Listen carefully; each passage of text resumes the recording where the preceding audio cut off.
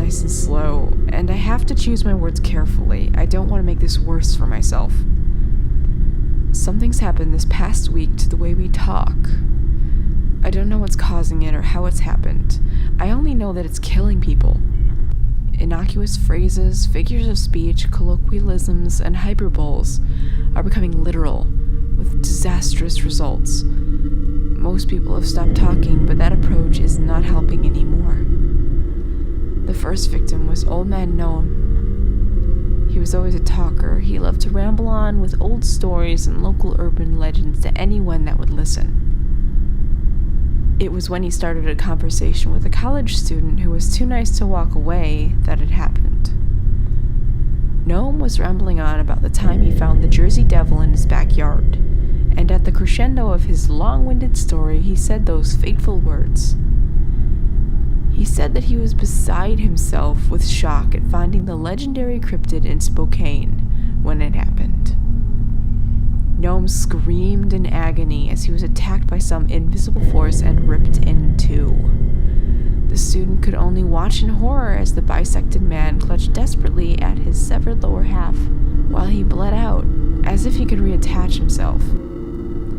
The people who witnessed Noam's death called the police, who promptly took the student into custody so he could be interrogated for the possible murder. They changed the boy out of his blood-stained clothes and gave him a gray prison jumper.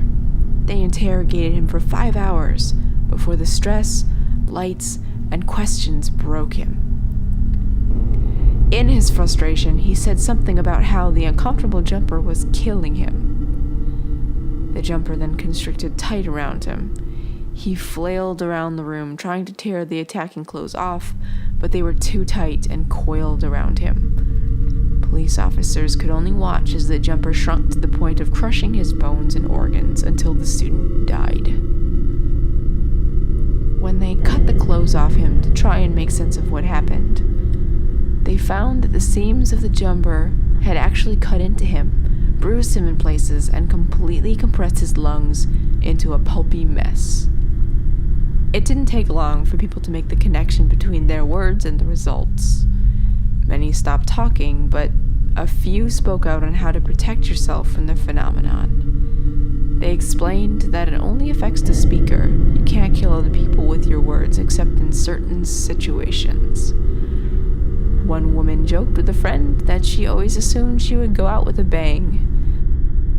The resulting explosion killed 4, crippled 1, and severely burned 5 people. Your words will always be turned against you.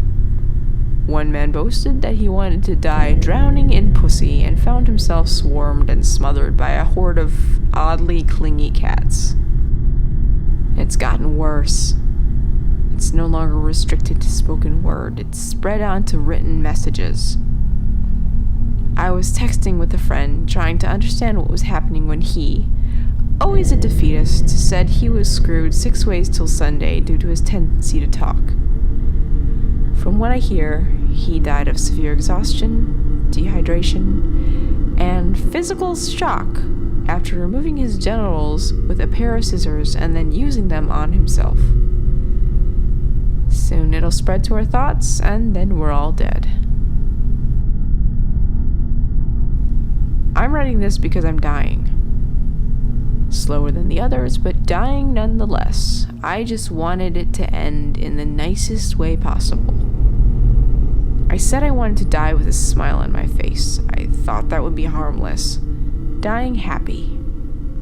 It didn't work. Please let me die. My face is paralyzed in a grin. I can't eat. I can't talk. I can't even scream in agony at this perpetual smile burning my muscles. I just want this to end.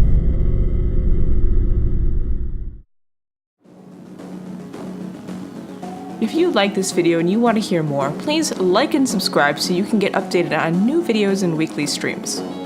Also, follow me in my social media link below and leave a comment on this video as I love interacting with you all. They say generosity makes you a happier person. I don't know if that's true, but regardless, I have links below if you want to leave me a tip.